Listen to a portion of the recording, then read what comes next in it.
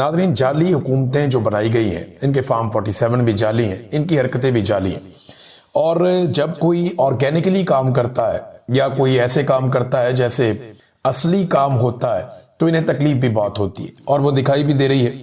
ये वज़ीर आला खैबर पख्तूनख्वा जो सुहेल अफरीदी साहब हैं, ये तलबा के अंदर जाते हैं, नौजवानों में जाते हैं, बच्चों में जाते हैं, तो ये बहुत नेचुरली उनके साथ बिहेव करते हैं, क्योंकि इन्हें बंदे इकट्ठे करने का, रश दिखाने की इनको जरूरत नहीं है ना। पब्लिक इनके साथ है बहुत बड़ी तादाद में, तो इन्हें इस बात का एहसास कमतरी नहीं है कि 4 बंदे इकट्ठे हो जाएं, मैं फटाफट एक एंगल से तस्वीर बनाऊं, कोई बच्ची भागती हुई आए मेरे गले लगे। ये सारी चीजें इन्हें करने की जरूरत नहीं है ना, जो मरियम नवाज साहबा करती हैं, या कोई बच्चा भागता हुआ है वो आके मेरे गले लगे। इन्हें ये करना नहीं पड़ता, लोगों के जज्बात है, लोग मिलते हैं, लोग रोना शुरू हो जाते हैं। मुझे यहाँ ओवरसीज मिलते हैं, वो यहाँ रोते हैं लोग इमरान खान के लिए, पाकिस्तान के लिए। वो हमेशा ये कहते हैं कि पाकिस्तान की जो मिलिट्री एस्टेब्लिशमेंट है वो हमारे ऊपर, पाकिस्तानियों पे बहुत जुल्म कर रही है। वो ये कहते हैं कि पाकिस्तानी इंशाल्लाह एक दिन जान छुड़वा लेंगे, और वो इसके लिए दुआएं भी करते हैं। तो एक तरफ एक पॉलिटिकल पार्टी है जो बहुत मकबूल है, उसे ड्रामे करने की जरूरत नहीं है। दूसरी तरफ पॉलिटिकल पार्टी है, वो बेचारे कभी यहाँ ड्रामा बनाते हैं, कभी वहां ड्रामा बनाते हैं, कभी यहाँ एक्टिंग करते हैं, कभी वहां एक्टिंग करते हैं। तो उन्होंने टिकटॉक बना बना के अपनी इज्जत बहाल करने की कोशिश की, लेकिन हुई नहीं। अब वज़ीर आला खैबर पख्तूनख्वा पेशावर में बच्चियों के साथ वो कन्वोकेशन था, उसमें वो बच्चियों को उनकी जो असनाद हैं और इनाम उनको दे रहे थे, मेडल्स वगैरह। तो एक बच्ची ने अपने वालिद को पुकार लिया ना कि मैं अपने बाप को बुलाना चाहती हूँ, बुला लो। बल्कि जब वो बच्ची गई तो सुहेल अफरीदी खुद चले गए, वहां जाके उन्होंने रिसीव किया बच्ची के वालिद को, लेकर आए उसे, और फिर मेडल भी उसे ही दे दिया कि आप अपनी बेटी को खुद मेडल पहनाएं। वो बच्ची की आंखों में आंसू थे, उसका बाप भी बहुत खुश था, लेकिन उसके बाप का कॉन्फिडेंस देख के मुझे बड़ी खुशी हुई। यानी मुझे ऐसा महसूस हुआ कि उसे लगा कि उसका अपना कोई आदमी है जो वजीर आला। यानी ये महसूस ही नहीं हुआ कि वो, यानी यहाँ तो लोग कांपना शुरू हो जाते हैं ना, बहुत अजीब तरीके से रोना पिटना शुरू कर देते हैं। यानी शरीफ खानदान का किसी को हाथ लग जाए तो वो समझते हैं पवित्र हो गए। ये इन्होंने तो इस तरह का एक अछूतों वाली सूरत हाल बनाई ना अपने कारकुनों के साथ। या मैंने ऐसा भी देखा है, कारकुनों को कुट पड़ गई है मियाँ साहब के गार्डों से, और वो बाद में बड़े फखर से बताते हैं मियाँ साहब के गार्डा ने कुटिया थे, बरकता ही बरकता ने। इस किस्म की भी मैंने हरकतें देखी हैं, बाद में बिरयानी की प्लेट के ऊपर सीधे हो जाते हैं। तो ये एक शऊर है जो इमरान खान साहब लेकर आए पाकिस्तान की पॉलिटिक्स में, और इमरान खान ने एक डिफरेंट पॉलिटिक्स की। वो बहुत नेचुरल आदमी है। यानी मुझे अच्छी तरह याद है 2010 की या 9 की बात है, गालिबन 9 या 10 की बात है। इमरान खान साहब ने ना ये एक दौरा रखा सेंट्रल पंजाब का। इसमें वो शेखुपुरा, मुरीद के, लाहौर, कसूर, इन इलाकों में उन्होंने एक दौरा किया था 1-2 दिन लगा के। तो उसमें जो हमारा पाकिस्तान तहरीक इंसाफ को कवर करता था जर्नलिस्ट, वो छुट्टी चला गया और उसकी जगह पे मेरी ड्यूटी लग गई। तो मुझे मौका मिला कि 2 दिन मैं लगातार देखूंगा इमरान खान किस तरीके से लोगों में जाकर लोगों को मिलते हैं।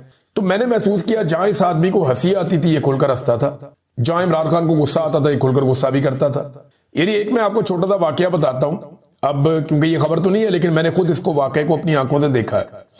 इमरान खान साहब के साथ ना उनके कोई दोस्त वगैरह भी उस दौरे में साथ थे। तो शायद कोई इमरान खान साहब का बंदा ऐसा था जिसके साथ उनका कुछ, काफी दोस्तों के साथ आपका हंसी मजाक भी होता है।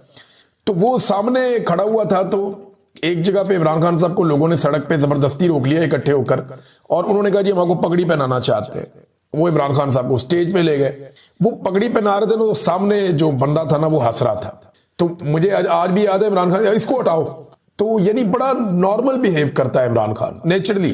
इमरान खान साहब को ये वो इस तरह का नहीं है कि आना है आपने, जब आपको कोई हार पहनाएगा तो आपने 6 इंच नीचे होना है, हार पहनना है, फौरन उतार के अपने सेक्रेटरी को दे देना है, वो वाला नहीं है। इमरान खान का बड़ा नेचुरली है। अब ये ड्रामे व्रामे करते हैं इमरान खान की नकल करने के लिए, कभी शहबाज शरीफ जाके कभी कोई और ड्रामा कराते हैं, कभी नवाज शरीफ जाके कोई गेम डाल आता है, कभी मरियम, ये सारे इमरान खान की नकलें करते करते इनकी उम्रें गुजर जाएंगी ना। ये इमरान खान बन सकते हैं, वो नेचुरल है, वो जो है वो है। और ये लोग आर्टिफिशियल है। इन्होंने जिंदगी में जो भी किया है उसके अंदर एक एक्टिंग है और एक ड्रामा है जो लोग क्रिएट करते हैं। अपने घर के अंदर कुछ और है, घर के बाहर कुछ और है, इनकी अपनी जिंदगी कुछ और है, किसी और तरह की है। यानी अपनी गाड़ियों में बैठते ही सबसे पहले तो ये अपने आप को सैनिटाइज करते हैं पूरी तरह से कि गरीबों के हाथ लग गए, अपने आप को ठीक करो। वैसे सफाई निस्फ ईमान है, लेकिन ये इनकी सिर्फ ये वजह नहीं होती, इन्हें गुर्बत से एक चिढ़ भी है। ये आम आदमी को, यानी मुझे अच्छी तरह याद है कि मदर अब्बास साहब को गालिबन मरियम नवाज साहबा ने एक दिन कहा कि मदर अब्बास साहब ये बेचारे 4 साल 5 साल नारे लगाते रहते हैं, तो इनको एक आधी थपकी तो बनती है ना कारकुन को। मुझे अच्छी तरह वाकया याद है, तो मैंने अपने कानों से सुनी हुई है ये बात। तो ये कारकुन को इतना ही समझते हैं, कारकुन की इससे ज्यादा कोई हैसियत इनके नजदीक है नहीं। तो इसलिए जो आदमी इमरान खान बिल्कुल एक डिफरेंट पॉलिटिक्स लेकर आ गया, अब उनकी पार्टी भी वैसी है, वो सारे लोग ऐसे ही करते हैं। तो जब एक ऐसा ट्रेंड आ गया जहां मिडिल क्लास आ गई सियासत के अंदर और वो नेचुरली बिहेव कर रही है, चीजों पे रिस्पॉन्ड भी कर रही है, तो इन्हें तकलीफ हो गई और वो होनी थी। अब नादरीन, इमरान खान साहब की रिहाई तो इन्हें करनी पड़ेगी, ये जो मर्जी कर ले, आज नहीं करनी पड़ेगी, कल करनी पड़ेगी। हाँ, आसिम मुनीर सबसे बड़ी रुकावट है इमरान खान साहब की रिहाई की, ये हकीकत है। कोई अदालत इमरान खान साहब की रिहाई के लिए रुकावट नहीं है, कोई इदारा इमरान खान साहब की रिहाई के रास्ते में रुकावट नहीं है, सिर्फ इमरान खान, और कोई हुकूमत इमरान खान साहब की रिहाई के रास्ते में रुकावट नहीं है, सिर्फ आसिम मुनीर साहब इमरान खान साहब की रिहाई के रास्ते में रुकावट है। और ये चंद लोग हैं जो रिहाई नहीं होने दे रहे, वरना इमरान खान साहब रिहा हो जाते अब तक। कोई कानूनी नुक्ता नजर से तो उनको कैद में रखा नहीं हुआ, ये तो उनके बदतरीन मुखालिफिन कहते हैं इमरान खान साहब के, पूरी दुनिया में हर जगह पे वो कहते हैं कि जनाब इमरान खान जो है वो इसलिए जेल में नहीं है कि वो गुनाहगार है, वो इसलिए जेल में है कि एस्टेब्लिशमेंट से उसकी लड़ाई है। और आसिम मुनीर नहीं छोड़ेंगे इमरान खान को, लेकिन छोड़ना तो पड़ेगा, ये आज नहीं तो कल छोड़ना पड़ेगा। और ये मुझे ऐसा लगता है कि आनन फानन सब होगा और नहीं छोड़ना पड़ जाएगा। और 2024 के इलेक्शन में जिसने गंद मारा है ना 2024 के इलेक्शन में, उन सब का एहतसाब होगा, उन सबको एक दिन जवाब देना पड़ेगा। ये जितने अफसर हैं या सरकारी मुलाजिम हैं जिन्हें बड़ा शौक है ना सियासत करने का, ये सारे आपको मुस्तकबिल में रायवंड के बाहर या बिलावल हाउस के बाहर बैठे हुए आपको नजर आएंगे और इनकी कोई औकात रह नहीं जाएगी। आज यानी आप अंदाजा कर दें इमरान खान को इररिलेवेंट करते करते ये कहां पहुंच गए। और अब तहरीके तहफ्फुज़ आईन पाकिस्तान वाले पंजाब जाना चाह रहे हैं, उन्होंने जीटी रोड के रास्ते जा रहे हैं। 4 साल गुजर गए इनको रिजीम चेंज ऑपरेशन किए हुए, लगभग पौने 4 साल हो गए। पौने 4 साल के बाद आज भी इनकी औकात ये है कि इन्हें पूरे पंजाब में क्रैकडाउन करना पड़ता है कोई भी पॉलिटिकल एक्टिविटी शुरू होने से पहले। ये अब तक लोगों के दिल में जगह नहीं बना सके, ये अब तक लोगों के बीच में पेनिट्रेट नहीं कर सके, इनकी औकात ही नहीं बची, ये कर ही नहीं पाएंगे, इनसे होगा ही नहीं और ये नहीं कर पाएंगे। ये सबको समझ आ गई है, इनके जाने का वक्त है। आप समझें, आप ये आज नहीं तो कल चले जाएंगे, क्योंकि एक चीज भी ये नहीं संभाल सके इस मुल्क की। यानी जिन लोगों को लाया गया जाली फॉर्म 47 के ऊपर, वो लोग बिल्कुल नालायक, निकम्मे और नखट्टू साबित हुए, नाअहल साबित हुए। वो वैसे तो इलेक्शन नहीं लड़ सकते थे, पब्लिक में भी फारिग हो गए, लेकिन उन्होंने कोई एक काम करके नहीं दिया इस मुल्क के अंदर, अवाम के अंदर वो थोड़ी सी भी जगह नहीं बना पाए। इमरान खान साहब ने जेल से बैठ के एक शख्स को कहा कि ज़हनी मरीज है, पूरा निजाम साबित करने पे तुला हुआ है कि हाँ वो वाकई ज़हनी मरीज है। रोजाना कोई ना कोई ऐसा काम कर देते हैं जिसमें पूरा निजाम ये गवाही देता है कि इमरान खान ने जेल से बैठ के जो कहा वो ठीक कहा। यानी कभी DGI-SPR की प्रेस कॉन्फ्रेंस, यार तो क्या कोई बनता है? आप उठ के सियासी प्रेस कॉन्फ्रेंस कर रहे हैं और अजीब तरीके की आपकी बॉडी लैंग्वेज है जो किसी प्रोफेशनल सोल्जर की हो ही नहीं सकती। कभी इंडिया में देखा आपने किसी को ऐसे प्रेस कॉन्फ्रेंस करते हुए? कभी बांग्लादेश में देखा किसी फौजी को ऐसे प्रेस कॉन्फ्रेंस करते हुए? कभी आपने अमेरिका में, यूरोप में, बर्तानिया में, इवन आपने कभी यहां पे ईरान के अंदर देखा है ऐसी प्रेस कॉन्फ्रेंस करते हुए? कोई डेकोरम होता है, कोई रिस्पेक्ट होती है, कोई एक सोल्जर की बॉडी लैंग्वेज होती है। आजरबाईजान की मिसाल ले लें, आप दुनिया के किसी मुल्क की मिसाल ले लें, कहीं पे आपको इस किस्म का कोई फौज का तर्जुमान आपको प्रेस कॉन्फ्रेंस करता हुआ नहीं दिखेगा जैसी प्रेस कॉन्फ्रेंस ओपन पाकिस्तान के अंदर हो रही है। बहरहाल ये टके का काम नहीं कर सके और अब एक दूसरे पे मड स्लाइडिंग, यानी हम तो गंदे हो गए, दूसरों को भी गंदा करो। और दूसरों को गंदा करने का सबसे आसान तरीका ये होता है कि उसको फंसाओ। कल DGI-SPR ने कहा कि तालिबान से उन्होंने गिला किया, TTP से, कि वो PTI के ऊपर अटैक क्यों नहीं करते। वो PTI ने बताया जी हमारे दर्जनों लोग शहीद हो गए। उन्होंने रिकॉर्ड निकाल के सामने रख दिया कि ये अपना रिकॉर्ड दुरुस्त कर लें आप। और आज जनाब बड़े बड़े टीवी चैनल के अंदर प्रोग्रामों में बिठा के PTI के लोगों को जबरदस्ती उनको कहा जा रहा है, अच्छा जी आप खुले लफ्जों में मजम्मत करें और आप ये कहें कि तहरीके तालिबान पाकिस्तान दहशतगर्द है। भाई 1000 दफा PTI कह चुकी है, यानी दीवार के साथ लगा के उन्हें कह रहे हैं जी आप कहें कि तहरीके तालिबान पाकिस्तान दहशतगर्द है। इधर से उन्हें फौज भी मार रही है, उधर से उन्हें तालिबान भी मार रहे हैं, वो बीच में पिसे हुए हैं और उनको बिठा के टीवी चैनल के ऊपर एंकर्स कह रहे हैं कि जनाब तुम कहो कि ये दहशतगर्द है और वो भी दहशतगर्द और ये भी है। तो उस पर उसने जवाब बहुत ठीक दिया, शफीउल्लाह जान ने। उसने ये बार बार कहा कि TTP समेत हर वो गिरोह या हर वो तबका जो रियासत के खिलाफ हथियार उठा लेता है वो सारे दहशतगर्द। उसने TTP को भी रगड़ा दिया, बाकी सबको भी दिया। कोई गुड तालिबान, कोई बैड तालिबान नहीं है। ये नहीं हो सकता कि आप तालिबान के एक हिस्से को कहें ये गुड तालिबान है, ये जब पकड़े जाएंगे हम इनको छुड़ा कर ले जाएंगे। ये फौजियों ने बताया, रिटायर फौजियों ने बताया, या बरतानिया में एक रिटायर फौजी उन्होंने बताया। उन्होंने कहा जी वो हमने ऑपरेशन करके पकड़े तालिबान, कोई दहशतगर्द हमने पकड़े, हमसे छुड़वा के बाद में वो एजेंसियां छुड़ा के ले गई, हम अपनी जान पे खेल के पकड़ते, वो छुड़ा के ले गए, और वो हम पे गोलियां चला रहे थे, हमें मार रहे थे। ये बार बार इस तरह की खबरें अंदर से आ रही है, हम तो नहीं दे रहे, इदारे के लोग बता रहे हैं, हम तो ये नहीं बता रहे। और ये अली अमीन गंडापुर ने बताया, खैबर पख्तूनख्वा की पुलिस ने बताया, बार बार बताया। मसला ये है कि खैबर पख्तूनख्वा के लोग, खासतौर पे कबायली, वो ये समझते हैं कि तालिबान का एक जत्था, एक ग्रोह और पाकिस्तान की एस्टेब्लिशमेंट ये मिलकर हमारे वसाइल पर कब्जा करना चाहते हैं और हमें एक मरतबा फिर हमारे घरों से दरबदर करना चाहते हैं। इनकी मईशत तो चल जाएगी, हमारा बहुत ज्यादा नुकसान हो जाएगा। अभी अगर पीटीआई अनाउंस कर देना कि वो कोई मार्च करने जा रहे हैं, ये सारे शहर खुद ही कंटेनर लगा लगा के बंद कर देंगे। आज भी इनकी ये औकात है कि इमरान खान साहब के एक स्टेटमेंट से या एक बात से ये इतने खौफजदा हो जाते हैं और पल्ले इनके कुछ नहीं है। इन्होंने पाकिस्तान की हालत क्या की है, ये पौने 4 साल जो है ना, ये नाकामी की एक दास्तान है। पॉलिश के अलावा इन्होंने हर शोबे के अंदर बदतरीन कारकर्दगी दिखाई है। पहले ये कहते थे ये सी पैक गेम चेंजर है, बड़ा लंबा अरसा इन्होंने कौम को 20 साल इन्होंने सी पैक का चूना बेचा। इन्होंने कहा जी game changer game changer game changer, और गेम चेंजर तो नहीं हुआ, उसका पैसा लेकर खा गए। ऐसे मंसूबों में लगा दिया जो अब हम पूरे ही नहीं कर पा रहे। कोई ट्रेन लेके आ गया ऑरेंज, अब उसका हर महीने पैसे देने पड़ते हैं। कोई जंगला बस लेके आ गया, उसके पैसे देने पड़ते हैं। कोई लेकर आ गया जनाब कोयले का पावर प्लांट लगाएंगे, उसने आलूदगी करके बेड़ा गर्क कर दिया सारे माहौल का। कोई कमीशनें खा गया। इन्होंने वो तबाहियां फेरी, ऐसे प्रोजेक्ट लेकर आए जो बिल्कुल कमाई करके नहीं दे रहे थे। तो उससे क्या हुआ कि इन्होंने जो चाइना से पैसा मिला उसको अल्लल्ले तल्लल्लों में इन्होंने ज्यादातर उड़ा दिया। अब जनाब पहले कहते थे सी पैक गेम चेंजर है, जब उसको तबाह बर्बाद कर दिया तो अब कह रहे हैं जी माइंस एंड मिनरल्स का जो बिल आ रहा है ना, ये गेम चेंजर है। यानी अब हम पाकिस्तान के जितने मादनियात हैं, मादनी जखायर हैं, वो बेचेंगे हमारे लिए, ये गेम चेंजर है। हद हो गई वैसे इनकी भी। पाकिस्तान के पास वेनेजुएला से ज्यादा तो मादनियात नहीं है ना, हमारे पास ज्यादा जखायर उनसे ज्यादा तो नहीं है ना, उनकी तो गेम चेंज नहीं हुई, तो हमारी मादनियात से गेम कैसे चेंज हो जाएगी? गेम चेंज पता कैसे होएगी? गेम चेंजर बैठा हुआ है अडयाला जेल में, उसको बाहर निकालो। जो नजरिया इस वक्त उसने अपनाया हुआ है ना, वो नजरिया है पाकिस्तान का गेम चेंजर, कि सारे इदारे अपना अपना काम करें, आइन की सरबुलंदी हो, आजादी इजहार राय हो, पाकिस्तान में अदलिया आजाद हो, पाकिस्तान में पार्लिमान की जो है वो बालादस्ती हो, पाकिस्तान में इंसानी हकूक का एहतराम किया जाए, रूल ऑफ लॉ होना चाहिए। ये है गेम चेंजर। ना ये गेम चेंजर होना है सी पैक से, ना ये गेम चेंजर होना है मादनियात से। अभी कोई वो वजीर दिफा कह रहे थे कि जनाब गेम चेंजर एक और भी उन्होंने बताना शुरू कर दिया। उन्होंने कहा जी हम अपने तैयारे बेचेंगे, जो जेट तैयारे चाइना के साथ मिलकर हम बना रहे हैं ना, फाइटर जेट, अब हम वो बेचेंगे दुनिया को। वो सऊदी अरब के साथ भी ये खबर आई है। वैसे ये खबर अगर हो जाता है तो बड़ी अच्छी बात है, सऊदी अरब को हमने बहुत पैसा देना है और अब ये कहते हैं कि हम तैयारों के साथ ये पैसे एडजस्ट कर लेते हैं। लेकिन सवाल एक पैदा होता है ना कि सऊदी अरब के अमेरिका के साथ बड़े शानदार ताल्लुकात हैं। सऊदी अरब और अमेरिका ऐसे हैं, वहां डोनाल्ड ट्रंप के साथ बेहतरीन ताल्लुकात हैं, मोहम्मद बिन सलमान के। तो क्या अमेरिका ये बर्दाश्त करेगा कि मोहम्मद बिन सलमान अमेरिकी हथियारों को छोड़कर पाकिस्तान और चाइना से हथियार खरीदें?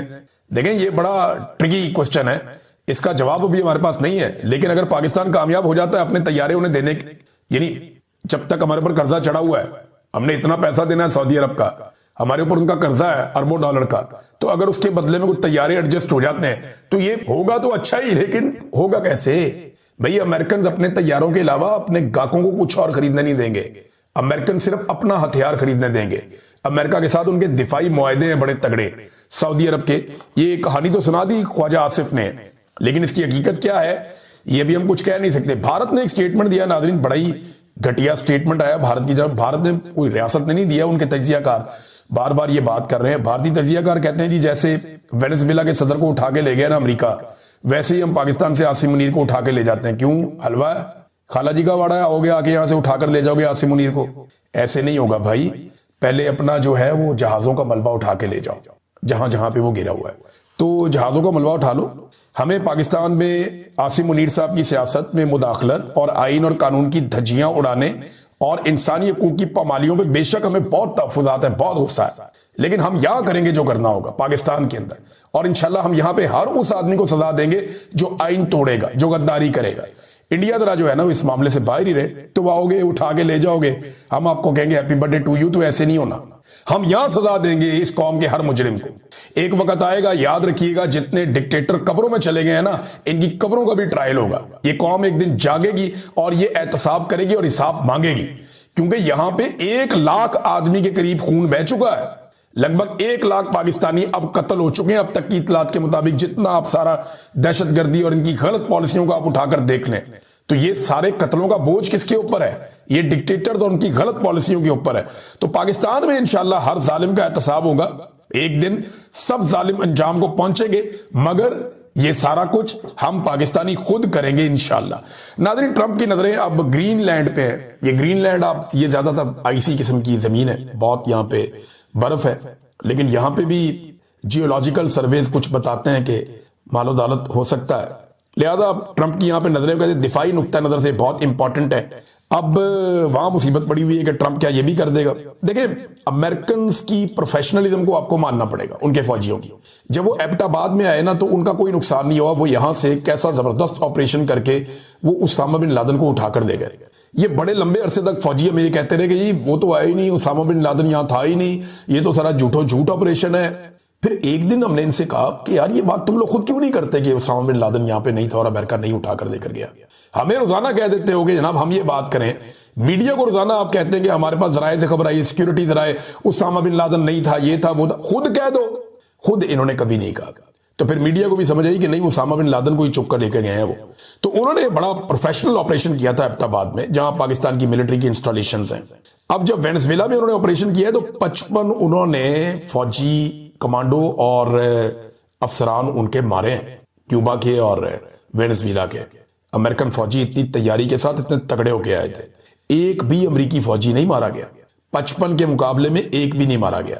हालांकि ये बाहर से आए, अलग जगह पे आए, वहां पे आके उनके मरकज में, उनके दिल में उन्होंने अटैक किया और अटैक करके अपने मकासद अचीव किए और वहां से वापस भी चले गए। बड़ा प्रोफेशनल ऑपरेशन था। कोई और फोर्स मुझे नहीं लगता दुनिया में ऐसी है किसी के पास जो इस नौयत का, इस लेवल का ऑपरेशन इस वक्त कर सके। अमेरिकन जो है वो इसमें काफी आगे हैं। नाज़रीन, अमेरिका ने रूसी बहरी जहाज भी जब्त कर लिए हैं और वेनेजुएला का जो तेल है उस पर भी अब अमेरिकी इख्तियार है। ये तो डोनाल्ड ट्रंप ने साफ कह दिया कि ये तेल निकलेगा यहाँ पे और इस्तेमाल करेगा इसको अमेरिका। यानी तेल वेनेजुएला का इख्तियार अमेरिका का। ट्रंप के बयान के बाद पेट्रोल की कीमतों में कुछ कमी भी हुई है आलमी सतह पे। अब ये यहाँ पे जो है ना तेल की पैदावार बढ़ाएंगे और अमेरिकी कंपनियां इससे बराह रास्त फायदा उठाएंगी और वेनेजुएला के अंदर ज्यादा रोला नहीं पड़ेगा। जो रोला डालेगा वो उसको भुगतेगा भी। और इनिशियली एक गारंटी के तौर पे ऐसा लगता है कि मादुरो जो है, निकोलस मादुरो जो साबिक सदर है वेनेजुएला का, वो अमेरिका के पास रहेगा। उसके बेटे ने देखो स्टेटमेंट कैसा अजीब दिया। उसका बेटा कहता है कि हम बहुत मजबूत हैं, हम महफूज हाथों में। यार आपके बीच में से आके वो आपके अब्बा जी को उठा के ले गए, नंबर 1 आदमी जो वेनेजुएला का है, तो आप महफूज हाथों में। वो जब दिल करे जिसको मर्जी उठा के ले जाए। और डोनाल्ड ट्रंप ने ये कहा भी है कि हम ये कर सकते हैं, बार बार कर सकते हैं, कहीं पे भी कर सकते हैं। अमेरिका ने 2 बहरी जहाज भी अपने कब्जे में लिए और मुबैना तौर पर ये बहरी जहाज रशियन है और ये तेल लेकर जा रहे थे। अमेरिका के मुताबिक ये गैर कानूनी तेल लेकर जा रहे थे वेनेजुएला से, तो उन्होंने वो कब्जे में ले लिए। अब वहां से जो भी निकलेगा अमेरिका की मर्जी से निकलेगा। पाकिस्तानी वजीर दिफा ने एक अजीब स्टेटमेंट दिया। उन्होंने दावा किया कि अमेरिका और वेनेजुएला के मामले पर ट्रंप की नाराजगी के खतरे को मोल लेते हुए पाकिस्तान ने एक वाजे और जुर्रतमंदाना मौक़िफ़ इख्तियार किया है। हमने तो नहीं सुना। हमने तो जो सुना है वो ये था कि सूरत-ए-हाल के ऊपर हमारी नजर है, अपने शहरियों की हिफाजत हमारी तरजीह है, मामला अमन व अमान से हल किया जाए। इन्होंने तो कभी नहीं कहा, कहीं नहीं कहा कि जनाब अमेरिका ने गलत किया, एक और मुल्क के अंदर घुस के जाके वहां कार्रवाई डाल दी। ख्वाजा आसिफ कह रहे हैं कि फिर ये तो वो प्यूटन भी कर सकता है जाके यूक्रेन के अंदर। ख्वाजा आसिफ ये कह रहे हैं कि प्यूटन जाके यूक्रेन में भी ये कर सकता है। लेकिन क्या पाकिस्तान ने डोनाल्ड ट्रंप के या अमेरिका के इस कदम की मजम्मत की है? अगर तो की है तो स्टेटमेंट निकाल के हमारे सामने रखें, हमें पता चल जाएगा कि इन्होंने मजम्मत की है और अमेरिका की नाराजगी मोल ली है। ख्वाजा आसिफ पाकिस्तान के मीडिया में कोई और कहानी सुनाते हैं कि नहीं जी नहीं, पाकिस्तान ने बड़ा खतरा मोल ले लिया है, हमने बड़ा मौक़िफ़ दे दिया है, और वो जो मौक़िफ़ है वो जो अंग्रेजी में जारी हुआ है उधर कोई और कहानी सुना रहे हैं कि हम सूरत-ए-हाल को देख रहे हैं, अमन अमान से रहे सारे। वहां कहानी कोई और है, इधर कहानी कोई और है। ये इसी तरह करते हैं। ये बाहर मुल्कों में जाके कहते हैं इमरान खान जो है वो कट्टर मजहबी आदमी है, या पाकिस्तान में आके कहते हैं कि उद्योग का एजेंट है। और ये मुनाफिकत इनकी अब इसलिए पकड़ी जाती है, पहले काम चल जाता था, अब सोशल मीडिया का दौर है, लोग पकड़ लेते हैं। इसी वजह से इन्हें नींद नहीं आती। इसी वजह से ये परेशान है। वो DGISPR ने कहा ना बयानिए के ऊपर, मैं सुन रहा था उनका क्लिप, वो मैं बार बार सुना, मैं हैरान हो गया कि कितना खौफ और कितना आसाब पे सवार है इनके सोशल मीडिया, कि वो ये कहते हैं कि देखिए ये कैसे बयानियां बनाते हैं, कोई कर सकता है, कोई नहीं कर सकता। तो वाकई जो इमरान खान ने कर दिया वो आप में से कोई भी नहीं कर सकता।